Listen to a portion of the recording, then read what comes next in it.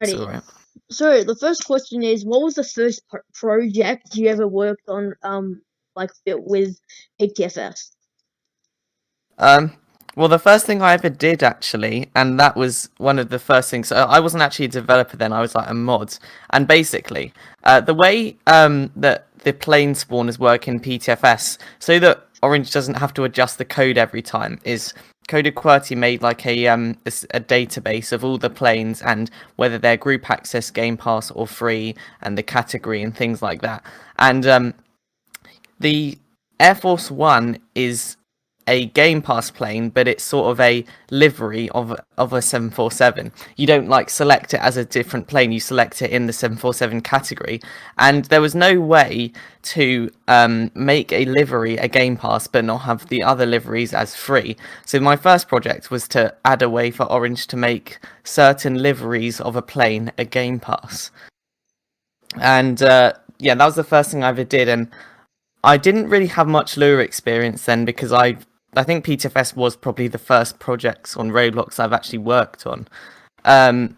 So yeah, that was the first thing that I ever did, and a couple of things after that was when I actually started being a actual developer, not just like one-off task sort of thing. What was what was your favorite task you've ever done with developing or involving PTFS? Ooh, that is a good question. So I've thought about this before, and I think I sort of answered that in my Q&A video. But it's like I'll try and think of a specific one actually. So, over like a couple of weeks ago, when we were adding stuff like cruise mode, altitude hold, and marshalling and things like that, that was all very collaborative, and it was really enjoyable because the results and the reaction from the community was really good. And so making that it wasn't too difficult. It wasn't too time consuming, although we did spend a fair bit of time on it.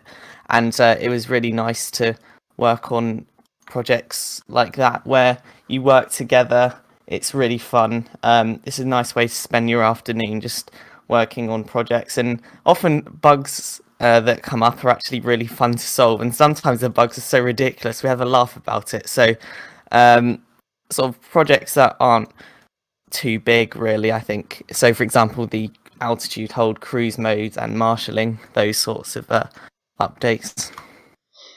Question from one of my subscribers. His username is Marky5529, and he said, what is the hardest update you have ever experienced doing, as in how long it took and how many speed bumps there were during trying to get this update finished?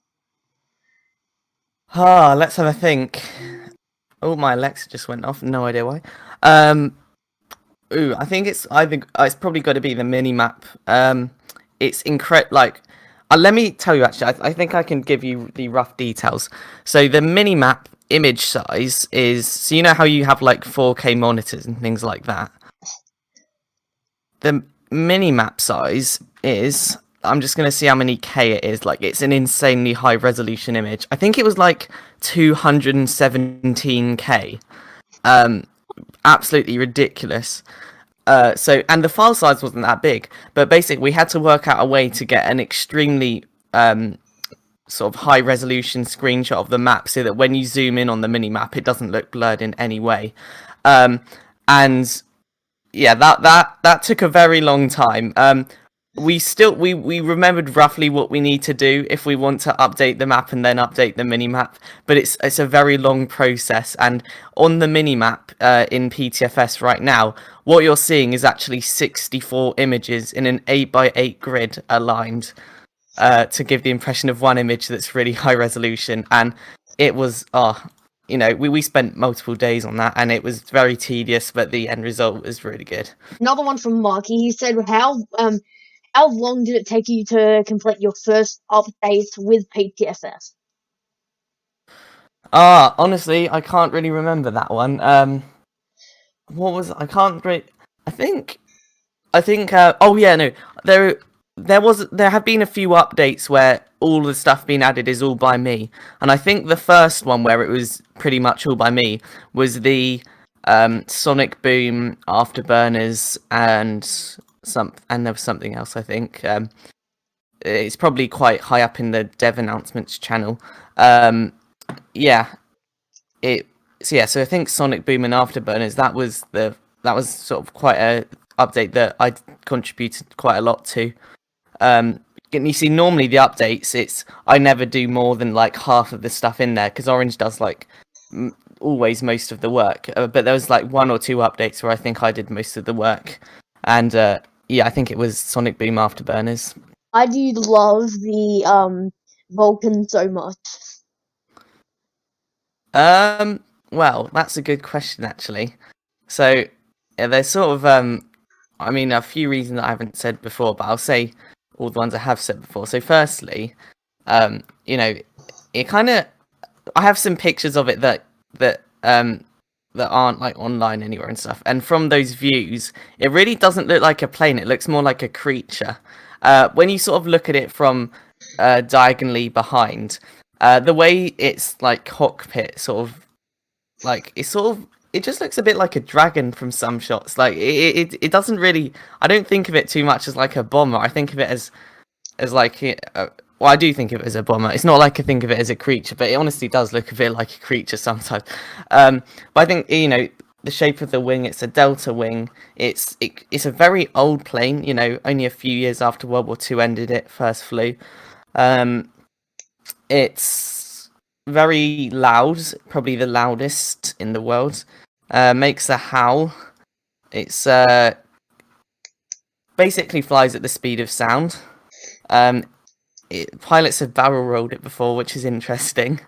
And yeah, I think there's just something about it, and the facts that in 2007, people liked it so much they managed to raise millions and millions of pounds just to get it flying again for 7 or 8 years. Yeah, I think it's just something that really the public just think of it as such an amazing plane, and me too as well. Hey, do you like working with only 3 developers on such a large game? And would you have like more people to work with? Like, would you enjoy that, or do you prefer just working with a smaller team? I think basically well, first let me answer that question. Yeah, I think working with just 3 people makes it so much easier, in my opinion, and so much nicer. I think that's why PTFS like works. I think because we don't hire like loads of people. Like it's just us 3, and if there's something we can't do, maybe a feature that we want to add but we can't, we could hire another developer and pay them lots of money to do this and things like that, or we could try and do it ourselves, and even if it might take longer, it gets the job done, and we all it's just 3 of us, and Coda QWERTY being Orange's brother, it's literally just that it's so easy to communicate, and that it just works out so well with just 3 people. Basically, I think it's so simple to communicate with only 3 people, and there's no confusion about what needs doing and things like that. It just works out so well. You don't have to worry, you don't need like a development server and things like that. We literally just chat to each other. And What is so different what is something that PTFS has that other flight simulators and Roblox don't have? For example, like Flightline, Dynamic Flight Simulator, all that stuff. well, I mean, there's a lot of things, so I mean, I can't really list all of them, but just to sum it up, I think it's just the simplicity to just hop straight in and fly, and it's not confusing. It's the simple playing kit, and you can interact with other players. It's not like you're just stuck in the plane, you can't get out or anything like that. You can, if you want, you can literally spend the entire time on the ground watching planes. You can drive ground vehicles, things like that. And it's just simple to do. You feel like PTFS is more of a community flying game more than just just fly the plane and have fun by yourself? Yeah, very much. I think that's what makes it different from other flight simulators. You can get in other people's plane. You can, it's so it's so not just purely for flying yourself. It's like, you can do formation flying with other people. You can take other people for flight, and it's not just based on flying. It's based on having fun with others. Do you feel like that PTFS is more of a community server because the majority of games out, like the majority of flight simulators out there, do not have Discord servers for everybody to interact. They don't have suggestion channels where the developers read over them and allow people to suggest what they want and all that. And ATC24, for example, in the PTFS Discord. Well, yeah, I mean, I think here's the thing. Like, PTFS is probably. I mean, like, I think I'm prepared to like speak of PTFS as like a neutral person because I didn't create it. It's not like I've been there since the very start, so I can say what I honestly think about it because it's not me that's made it successful. And so I think like PTFS is like on Roblox, like by far. And I think other simulators like SFS as well, ones where you're not just stuck in the plane, you can actually get out. Are like they're so much more sort of community friendly, and I think the PTFS Discord. Well, and another thing you'll notice that if you just join the average server, like at least 80% will have ranks, which means they're in the group. Like it's so sort of open to the community, and I think I make videos like every time there's a test update. It's really nice to keep people informed, and I know like when I make those videos, like the amount of players in the test server shoots up and things like that. So people that don't have Discord because either they're too young or things like that. Like how Orange made the game back in like 2012, I think it was made in, and how he kept it that one way. So he didn't like make it all the planes mesh. He didn't decide to change all the buildings certainly. to like shadow map and all that. So he just kept the tradition going. By far, I think literally all the decisions Orange makes, they're like all like.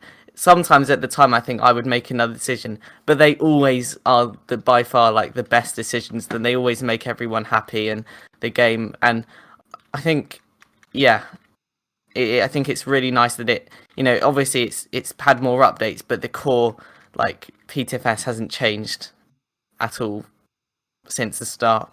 Because apart from like the really old one, but yeah.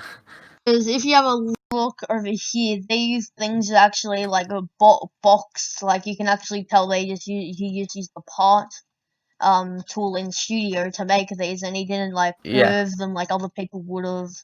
I mean, it means that people won't lag and stuff. I think Mesh really lags people's games, and it's got to be good because you have people from all ages with all ranges of powerful computers or just notebooks playing PTFS. So it's really important that everyone is able to play at a decently high frame rate without lagging and things like that.